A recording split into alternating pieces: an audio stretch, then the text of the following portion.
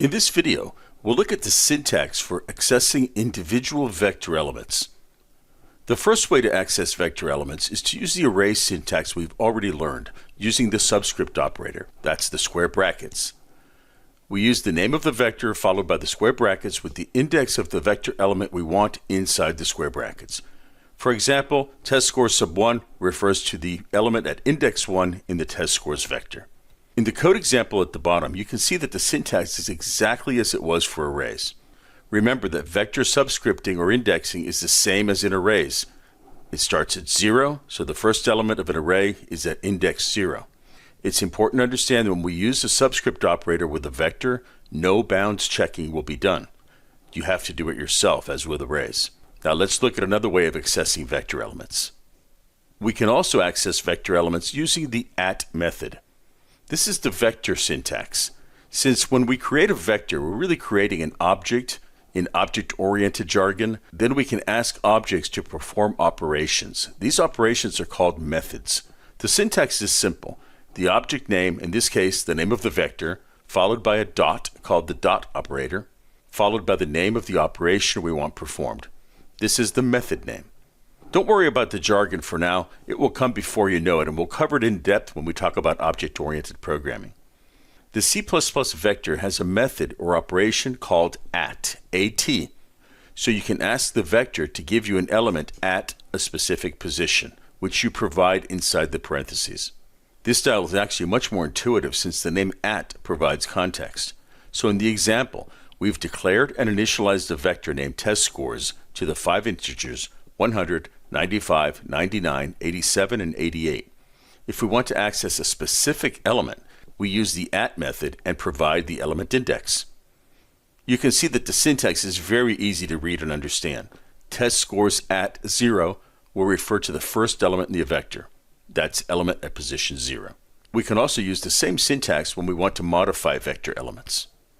In this example, we're reading 5 integers from the console and storing these elements into the test scores vector. The last statement is an assignment statement, as we saw with arrays. We're storing 90 into the first element of the test scores vector. You're probably thinking, okay, that's pretty easy. Vectors are just as easy to use as arrays, but when do they change in size dynamically?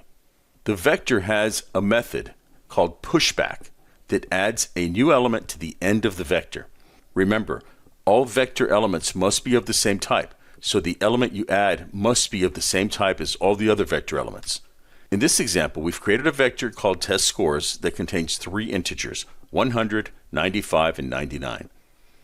If this were an array and we wanted to add another test score, we'd be stuck since arrays are fixed in size. However, with vectors, we can use the pushback method and provide the integer you want to add within the parentheses.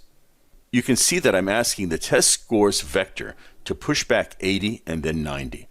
This will add 80 and then 90 to the end of the vector. Now the vector will contain 5 elements, 100, 95, 99, 80, and 90. How does this work? You don't have to worry about it. That's the beauty of vectors and of the other classes in the standard template library. The vector will take care of allocating or deallocating space, adding new values to that space, and so forth. You can concentrate on solving your problem. Okay, but what happens if you're using @ or some other vector method and you go out of bounds? Let's see. If you go out of bounds and you're using a method that does bounds checking, C++ will throw an exception. That's the jargon used to say that an exceptional condition has been encountered and the program can't continue. An error message is displayed and the program will terminate. This is a good thing. Now you have an error message that tells you what the problem was and you can fix it. The error message in this case is pretty long, but it's telling you exactly what happened. The error message may look different depending on the compiler you have, but the information provided will be the same. In this case, I bolded the important parts of the error message. You can see out of range, vector, range check, and the numbers 5 and 2. When you look back at your code, you'll see the vector has 2 elements and you want an element at index 5. You want your program to terminate or crash during testing so you can fix errors, but you don't want it to crash in production. This is where you can do exception handling. This involves catching these exceptions as the program runs and dealing with them so that the program doesn't crash. Exception handling is a more advanced topic, but I want to cover the basics, so there'll be a section at the end of the course just on exception handling. I hope you can see how much better vectors are than arrays and why you should use vectors in modern C++. Now let's head over to CodeLight and use what we learned and write some code with vectors. So now I'm in CodeLight, and let's do some examples with vectors. I'm in the 7-section workspace under the Vectors project. And here's my main file. Notice that I'm including the vector include file. You must do this in order to use vectors. Also, vectors belong to the standard namespace, so either you use the namespace standard or you'll have to do std, scope resolution operator, everywhere you use vectors.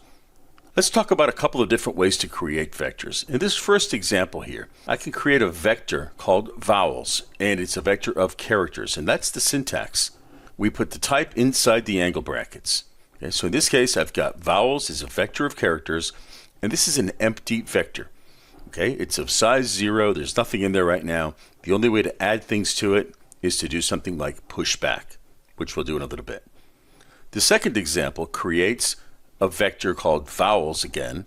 In this case, it's 5 characters long, and each one is initialized to 0. This third example here, which is the one I'm going to use in this example, I'm using an initializer list here, so I'm initializing the vector vowels, which is again is a vector of characters, to the characters A, E, I, O, U, which are my vowels. Again, remember that the character literals have single quotes around them, not double quotes. So at this point, I can simply output vowels sub 0 and vowels sub 4, which I expect to print out A and U respectively. Notice that even though I'm using a vector, I'm using the array syntax, so it's very, very familiar. Also remember that using the subscript notation does not do bounds checking. Okay, so let me run this. So there's my sample run, there's my lowercase a, my lowercase u, just what I expect. All right, so now let's take a look at another declaration of vector.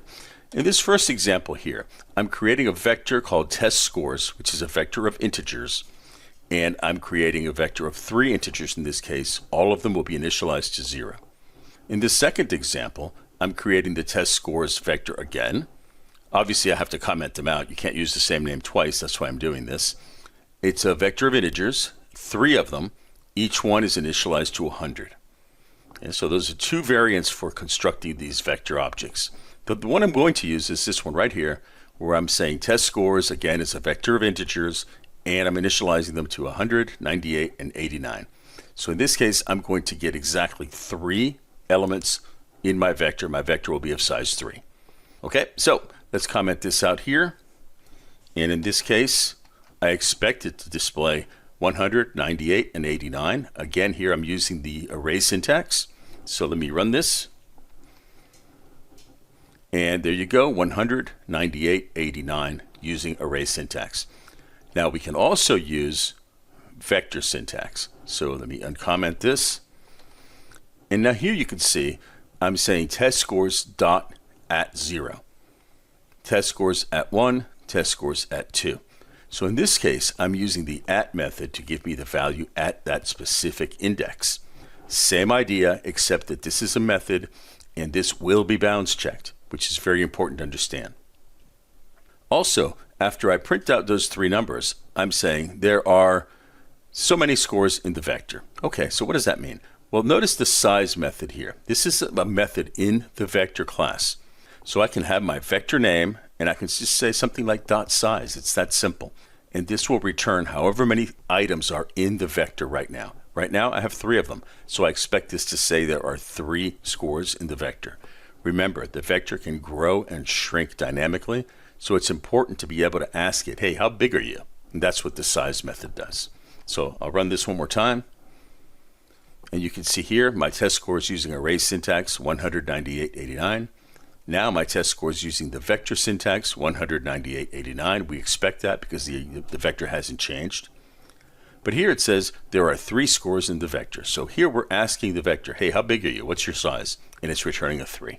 In this example here, what we're going to do is we're going to actually put some information into the vector. We're going to use the vector syntax from this point forward. So here, I'm saying enter 3 test scores, and then I'm grabbing 3 integers from the console, And I'm putting the first one at 0, the second one at 1, and the third one at 2. So I'm changing those vector elements. And then I just want to display them out again. So I'll uncomment this. Okay, so let's do that. I'll build and run again.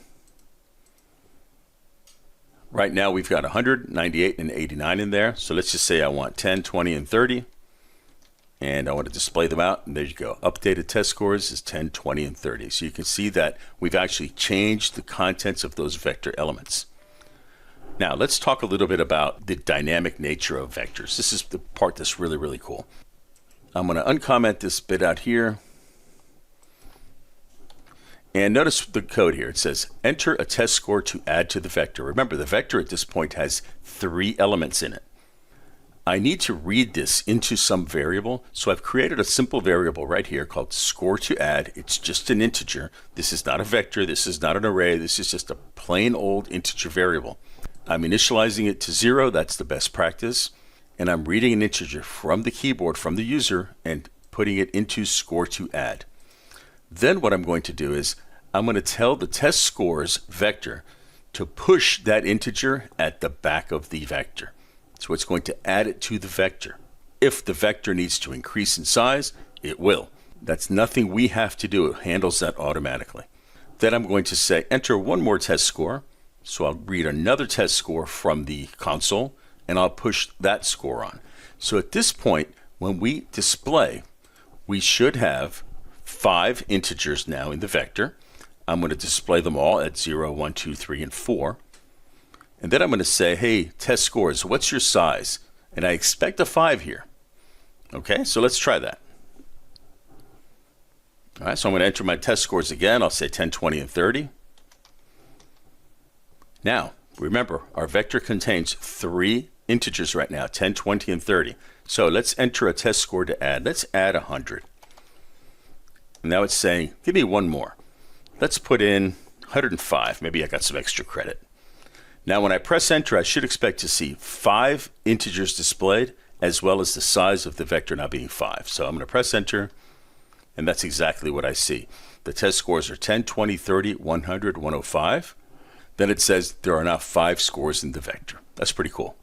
Let me show you an example of an exception. Right here, I'm saying this should cause an exception because I'm trying to access test scores at 10.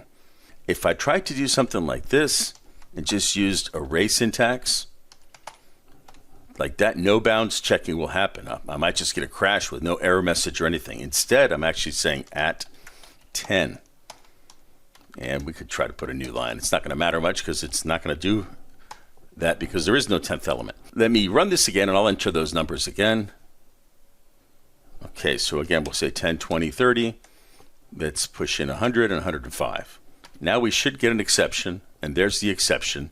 You can see the program is still stopping, but there's my exception. Terminate called after throwing an instance of out of range. There's a range checking problem, which is at 10, and this guy is 5 big. So that gives you a really, really good clue as to what's going on. All right, I'm going to comment that out so it won't affect us again. And then the last thing we'll do is I'll show you an example of using a 2-dimensional vector. I'll uncomment all of this out. All right, so here, how do we declare a 2-dimensional vector? Well, a 2-dimensional vector is a vector of vectors. So it's a vector of vectors. And this is how I would declare a vector of vectors. I want to declare a vector that contains within it not ints, not floats, not doubles, but a vector. In this case, a vector of integers. And that's my movie ratings. I can initialize them right here. So going horizontally, that would be the first reviewer, the second reviewer, the third reviewer. And going vertically, this would be the first movie, the second movie, the third movie, and the fourth movie. Now, just like I showed you in the slides with arrays, I can use array syntax. So I could say here are the movie ratings for reviewer number 1 using array syntax. And I would expect this to print out 1, 2, 3, 4. That's the first reviewer right up here. And in order to use vector syntax, we just use at, but we use it twice. Give me the rating at 0. That gives me this guy. And then once I have that guy, I can take at 0 for him, or at 1 in the next line, and so forth. So if I run this, I would expect to see 1, 2, 3, 4 both times. So let's run it. And we'll get by this part one more time. And there you go. Here are the movie ratings for reviewer number 1. Array syntax, 1, 2, 3, 4. Here are the movie ratings for reviewer number 2. That should have, sorry, number 1 again. That's right. Using vector syntax, 1, 2, 3, 4. Okay, so that basically covers the fundamentals of vectors, how to use them. There's so much more to vector, and we'll talk about all of that when we talk about the standard template library. But congratulations, you've just now created objects, used object methods, and we're on the way to object-oriented programming.